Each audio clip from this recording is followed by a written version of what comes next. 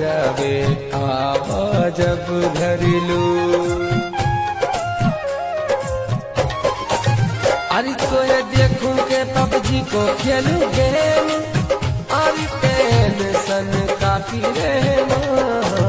वो पागल हो गए गो सुन सन्ना तेरा लुआ जो काम काटा दी के वहाँ।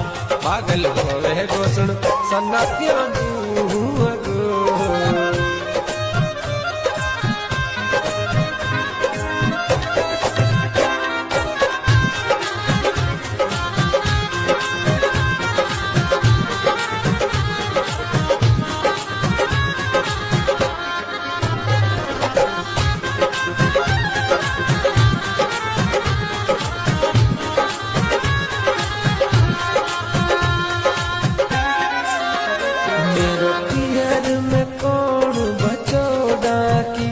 जब माँ बापू रहाना।